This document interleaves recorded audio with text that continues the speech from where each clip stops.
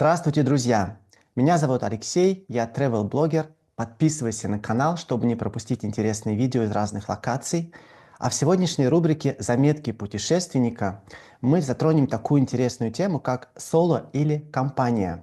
Какой формат путешествия подходит именно тебе? Мы поговорим о плюсах и о минусах путешествий в одиночку, с друзьями или с семьей.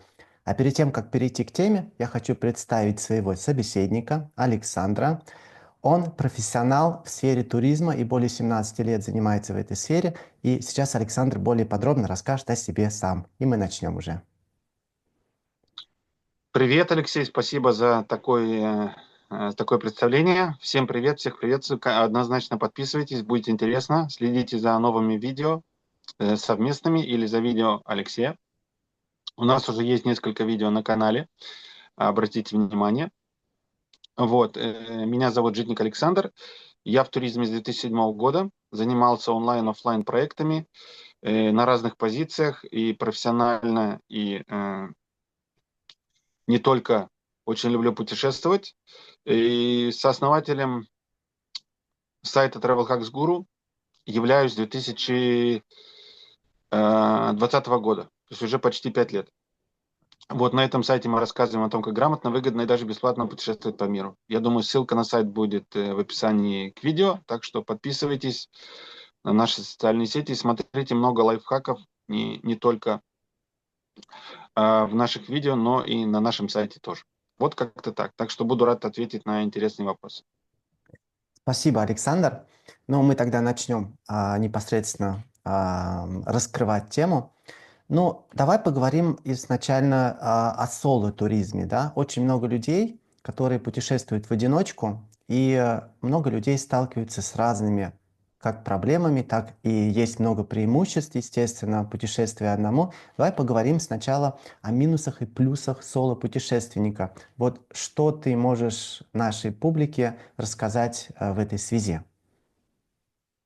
Окей, значит, наверное, основной минус путешествования в одиночку будет бюджет. Потому что когда мы путешествуем в составе одного человека, то есть я сам собой или вы сами с собой, понимаете, что все расходы, которые могут делиться на компанию, на семью и так далее, они делятся на одного человека. То есть если вы арендуете автомобиль, однозначно рядом пустые места, это заметно.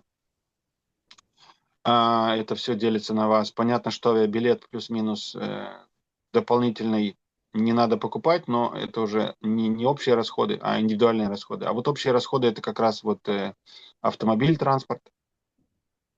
Это может быть проживание, потому что одиночка обычно платит за весь номер, за вычетом может быть питание. Это может быть аренда квартиры, если это не гостиница. Это могут быть какие-то другие расходы, которые могут быть ложиться на одного человека, а не на компанию. Может быть и экскурсия, если она не покупается по групповому тарифу, а индивидуальная экскурсия, то есть гид и так далее, и так далее. То есть вот эти вот расходы, я бы сказал, что самый большой минус путешествия, соло-путешествия, это как раз финансы. Второй, то, что минус, мне кажется, что если с вами что-то случилось, то у вас нет вот этой поддержки физической и моральной того человека, там, девушки, парня, там, мужа, жены или там тех, кто с вами путешествует обычно, то все это приходится переживать самому. Есть такие люди, может быть, да, интроверты, да, которым, может быть, и не нужен кто-то, но в целом, если что-то случилось, то на порядок дольше будет взаимодействие с тем, чтобы найти кого-то, кто может вам помочь. Особенно если вы путешествуете один в каких-то там диких локациях. Туда я вообще бы не соответствовал, не советовал бы путешествовать самостоятельно. То есть, если вы выезжаете за город, обязательно сообщите кому-либо, что про ваш маршрут, про ваше расписание и так далее, и так далее. Сообщайте и будьте в курсе. Где-то, может быть, не быть интернета, поэтому в те места, которые могут быть теоретически опасны или куда не стоит ехать в одиночку, всегда находите пару. То есть путешествуйте сами с собой только в открытых местах, где много людей и так далее. Окей, это второй минус, то, что может быть, что не будет того человека, который придет быстро или оперативно на помощь. Ну или, по крайней мере, будет относиться к вам как к семье, как к близкому человеку. Все те люди, которых вы встретите по пути, они могут быть вам не так лояльны. То есть я бы сказал, что это минус форс-мажорной ситуации. А дальше какой еще может быть минус? Минус может быть еще следующий. Это то, что вы ограничены своими знаниями. Окей, вы ограничены своими знаниями и своими ресурсами. То есть, может быть, если вы не знаете какой-то язык, если у вас нету каких-то там альтернативных финансов, вас ограбили, да, и у вас нету там денег или карты, то опять же вся эта ситуация, опять же, может быть, это касается форс-мажоров, она висит на вас. Окей?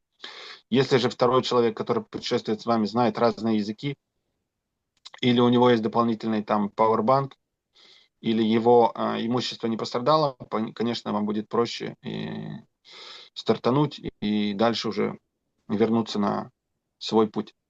Это из минусов. Из плюсов, конечно, очевидно, это то, что можно делить расходы. Это обратная часть минусов. Путешествия в одиночку.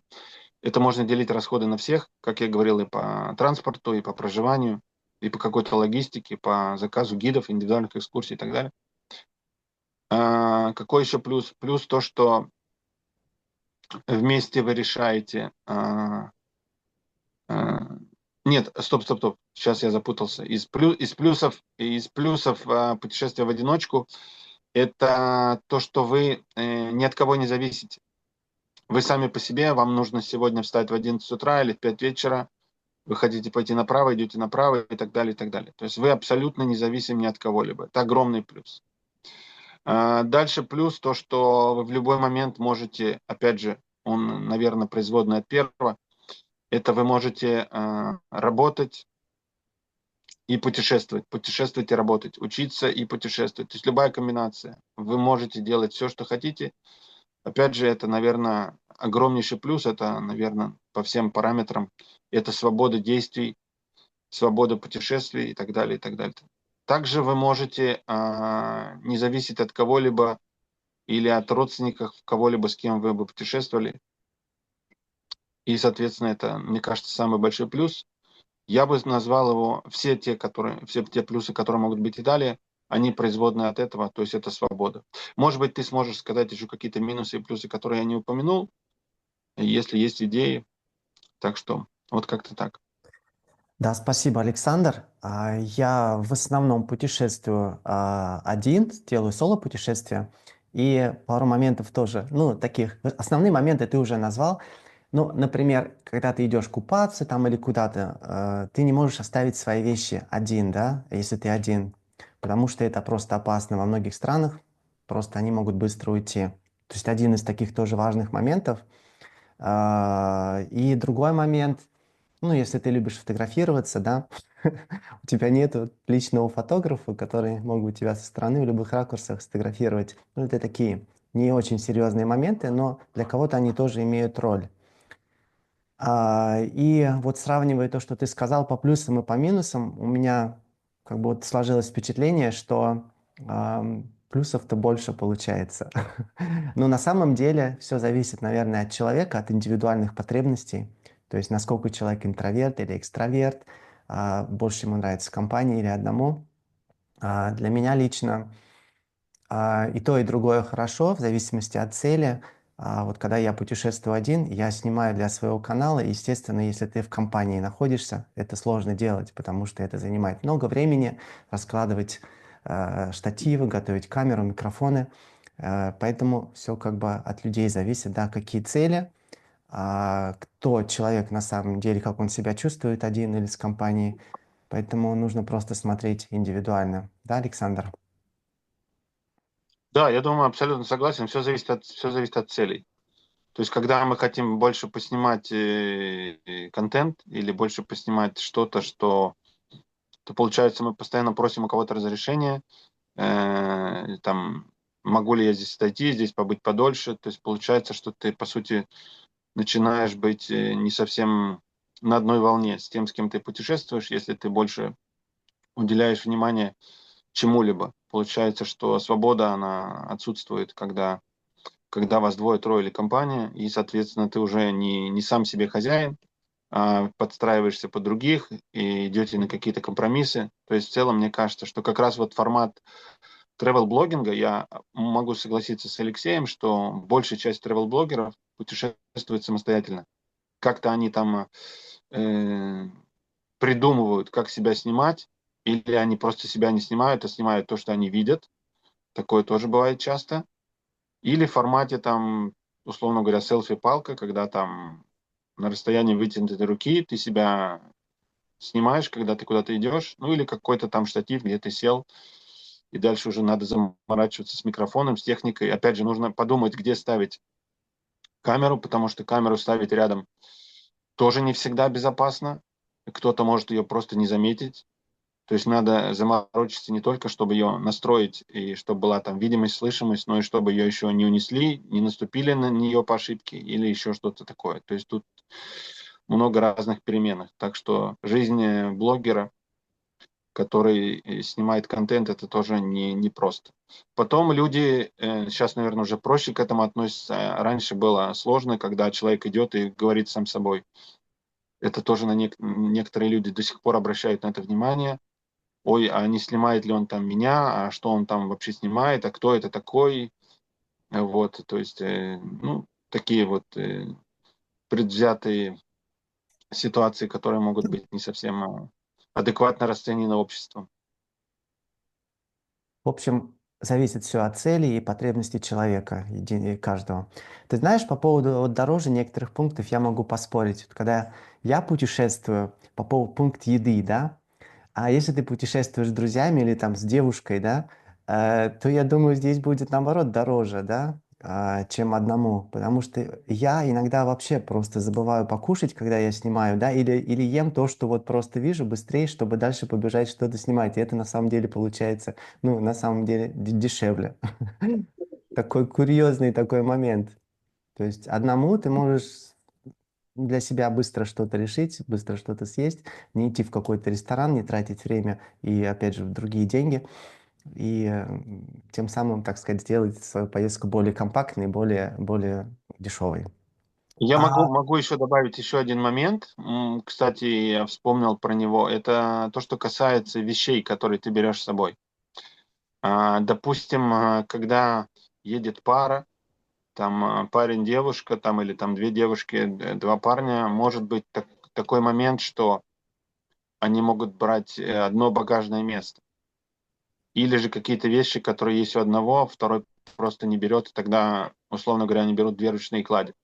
Опять же, все зависит от направления, куда они отправляются, насколько они отправляются. Иногда такой есть лайфхак, что, может быть, не только еду покупать туда, куда вы прибываете, а еще какие-то вещи, которые вам могут быть необходимы. Может быть, та страна, в которой вы путешествуете, в ней на порядок дешевле. Купить какие-то вещи, может быть, условно говоря, там футболка, может быть, это будет там какие-то запасные кроссовки или там тапочки, то есть все, что может быть вам необходимо и может быть вам в тягость, да, можно просто покупать по мере необходимости, лучше более-менее относиться к этому осознанно, не выкидывать вещи, которые там стоят копейки или которые вы получили бесплатно в том месте, где вы проживаете, а как раз вот быть на одной волне и быть максимально экологичным к природе, к окружению. Вот. Но мне кажется, что некоторые вещи, которые мы покупаем или которые нам необходимы, когда нас несколько человек, мы, соответственно, не на каждого берем чемодан или там одно место ручной клади, то есть какие-то вещи все-таки они э, используются всеми, кто в путешествии.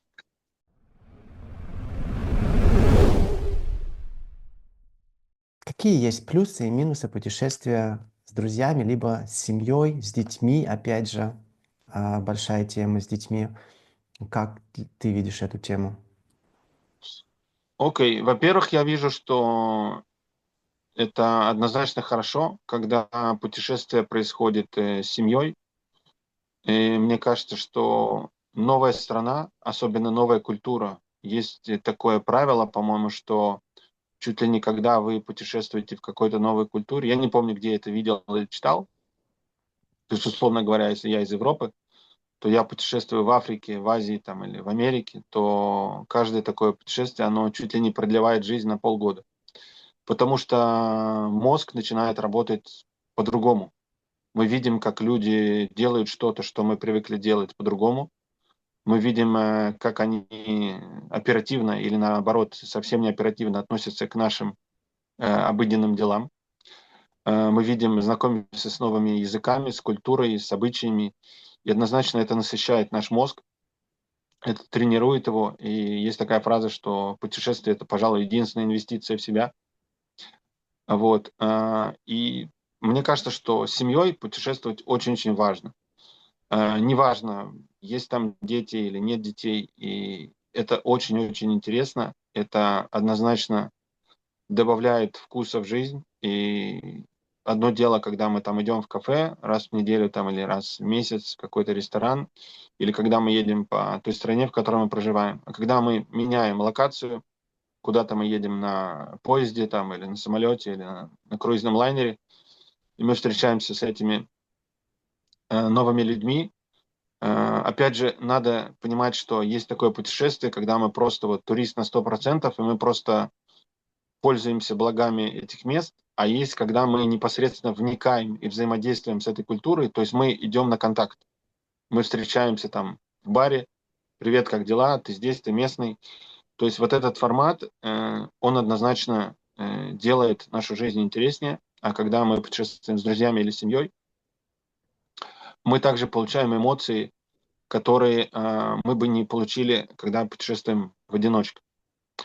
Еще такой нюанс, что, может быть, что-то мы не увидели или недопоняли, и нам кто-то из нашей компании или членов семьи может сказать, смотри, а вот там есть это, или вот они делают это так. То есть все вот эти вот нюансы, когда одна пара глаз хорошо, или одна пара ушей отлично, а когда их там две пары, три пары, то есть люди смотрят все это по-разному. Даже то же самое место на центральной площади какого-то там известного города, что-то там, что увидел один человек, не видит другой. Конечно, каждый сегодня путешествует со своим гаджетом, фотографирует, делает видео, собирает эмоции. Может быть, потом это все будет собрано в какой-то интересный фотоальбом или видеоальбом. Сегодня вообще можно классно подготовиться, смотря и блоги, или же там читая контент, или с помощью там чата GPT подготовиться к какой-то локации и знать уже, куда непосредственно идти, где меньше людей, где меньше очередей. То есть все вот эти вот впечатления, они очень-очень-очень расширяют кругозор, помогают образовываться, самообразовываться. Мне кажется, что это прям супер.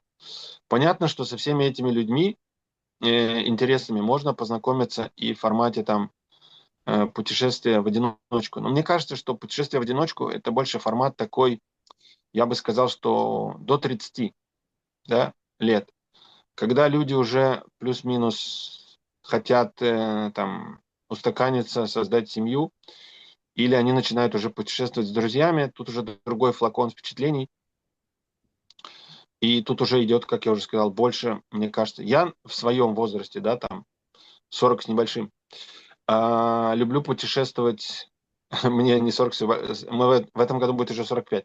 Я люблю путешествовать с кем-то. Но у меня есть особенность, то, что у меня ограничено зрение. Поэтому я очень все принимаю отлично и на ура. Но если я путешествую один, я, конечно, там 90% вкусов, которые можно увидеть, я их не вижу. Поэтому путешествую с кем-то. И дальше уже я очень люблю знакомиться с людьми, когда я приезжаю в какую-то новую страну, в новый город. Однозначно есть в этом смысл. Как минимум посетить экскурсию с местным гидом, послушать. Дальше уже после этого можно посещать некоторые места самостоятельно. Ну и, конечно, искать новых людей, новые возможности, новые контакты. Так что как-то так. Спасибо, Александр. В общем, если так вот резюмируя эту тему, конечно, нужно подходить индивидуально к выбору путешествия одному или с семьей, исходя из своих потребностей, исходя из своих целей. Смотрите на плюсы, смотрите на минусы. резюмируете все и решаете для себя. И, наверное, заключительный вопрос, Александр. Был ли среди твоих знакомых негативный опыт путешествия в одиночку? Если да, что это было и как с этим справиться? Какой-то совет, если есть такой опыт? Да, был. У меня было несколько ситуаций, когда я путешествовал один. Было. Но на самом деле все это пошло в копилку знаний. Даже я некоторым рассказываю. Первая ситуация, в которой я должен был улетать из Парижа, мне, по-моему, было 19 лет. И у меня был обратный билет на поезд. Я знал расписание поездов. И все было отлично. Я потратил почти все деньги. И в Париже случилась забастовка общественного транспорта, то есть поезда не ходили. Хорошо, я это узнал про это заблаговременно. Я собирался в аэропорт не за 2-3 часа, а там за чуть больше интервал времени. Я думал, ну, приеду, там что-нибудь посмотрю, поснимаю, в общем, покручусь. Я пришел на вокзал, поезда были пустые, никто не ехал, никто толком и во Франции, в Париже и не объяснил. Но в целом я понял, что проблема с транспортом, забастовка. Мне пришлось ехать на такси. На такси денег не было, поэтому мне нужно было остановиться у банкомата. У банкомата меня остановил водитель. Сумка моя была в такси. Ну, большая сумка, чемодан. Когда я подошел к банкомату, я не смог снять деньги, потому что пин-код, который нужно было вводить, он должен был быть шестизначным. Если я не ошибаюсь, у большинства людей пин-код четырехзначный. Правильно? У тебя тоже, наверное, да? 4, да. Окей. На тот момент, это был 1999 год, я подошел к банкомату одного известного французского банка, и я просто вижу, что 6 цифр. Я вводил, он выдавал ошибку, хорошо, хоть мою карту выдал обратно. Я пытался объяснить это водителю, он меня не слушал. Он говорит, я ничего не знаю. Тут же подошла какая-то девушка или пара. Мою сумку он выложил из багажника, спасибо ему на этом, и умчался в ночь. Потом я не понимал, почему у меня 4 цифры, а с меня требуют 6. Я тормознул человека, хорошо, там через какое-то время бежал какой-то парень, который занимался бегом. Надеюсь, что я его не сильно напугал. Я его остановил и спрашиваю, вот что у вас тут за банкоматы такие, почему тут 6 цифр, а у меня только 4. Он говорит, да, вообще не вопрос, говорит, просто надо поставить 2 нуля в начале и твой пин-код. Я говорю, и все тогда? Я говорю, ну, он говорит, почему? Я говорю, почему так? Он говорит, я не знаю, но в этом банке так. В общем, после того, как я это сделал, я смог снять деньги. Опять же, деньги, которые я не планировал потратить. Дальше я уже поехал и с этой точки уже на другой машине. И могу подсказать, что в это время никаких там Уберов не было, никаких заказов такси через приложение, вообще ничего. Просто вот руку поднимаешь, если машину поймал, поймал. Если тебя хочет везти человек ночью, он тебя везет. Значит, я поймал машину, добрался в аэропорт. Мне тоже лишний круг хотели показать, но я плюс-минус уже разбирался. В общем, все это приключение заняло где-то вместо там обычных там 30 минут, заняло чуть ли не там 1,5 часа. И оно мне напомнило о том, что надо быть готовым в любом путешествии к форс-мажору, иметь план Б или даже план С. Во-первых, никогда не тратить все деньги. Хорошо, что у меня была тогда банковская карта, но наличных денег у меня не было. Вот, мне удалось снять деньги, я добрался до аэропорта, плюс-минус за адекватные деньги, но в любом случае это было такси, и по счетчику это было, ну более-менее, короче, каких-то денег стоило. Окей, это меня научило тому, что если я один, то надо иметь план Б, план С, и точно уже не тратить все деньги, и не иметь обратный билет, которым можно, в принципе, не воспользоваться. И это один из таких случаев. Еще было много разных сценариев, можно еще один вспомнить, если время позволяет. Как раз вот не негативный, а наоборот позитивный опыт путешествия в одиночку. Это прям вот то, что изменило мою жизнь конкретно. То есть благодаря чему я здесь сейчас с тобой общаюсь, это вот, ну, это прям вот супер ситуация, которая произошла именно потому, что я путешествовал в одиночку. Итак, в том же 99-м году, стоп, не в 99-м, да, в 99-м году, в 99-м году я должен был лететь из Тель-Авива в Прагу на 2 недели. Путешествие должно было быть по всей Европе. У меня был плюс-минус маршрут в голове. И был овербукинг. И тогда авиакомпания искала тех, кто будет волонтером, и предлагали бесплатный авиабилет в течение года или 200 долларов наличными. Ну, конечно, я выбрал билет. Сказали, что если все-таки все придут, точнее, если не придет кто-то на рейс, то меня потом проведут быстро-быстро, и я полечу на своем рейсе. В итоге записалось на вот этот формат овербукинга 9 человек, но все, кроме меня, были пары. То есть было 4 пары, и я один. И не хватило как раз одного места. И мне сказали, что я полечу в Вену. Если я хочу полететь в Вену, дальше будет пересадка из Вены в Прагу. Вот. И как раз благодаря вот этому халявному билету, который мне потом удалось получить от авиакомпании в течение года в Европу, я попал, ну, это уже отдельная история, попал куда попал. И дальше моя жизнь просто закрутилась, изменилась. То есть, если бы я не получил этот бесплатный билет благодаря овербукингу, мне кажется, что моя жизнь была бы как минимум другой. То есть вектор развития моей жизни. Даже у нас на сайте есть статья, которая так и называется. Если там Алексей разрешит, то прикрепим ее. Называется «Овербукинг, который изменил мою жизнь». Вот. И далее там подробно написано, что со мной случилось. Вот. Ну, в целом, как-то так. То есть иногда быть одиночкой, путешественником-одиночкой, это классно. И я бы сказал, что, может быть, мы когда-то затронем эту тему, провоцировать овербукинг, то есть когда вы знаете, что если вас не берут на рейс, то вам за это что-то дадут, какие-то плюшки, или деньги, или билет, или и то, или компенсацию.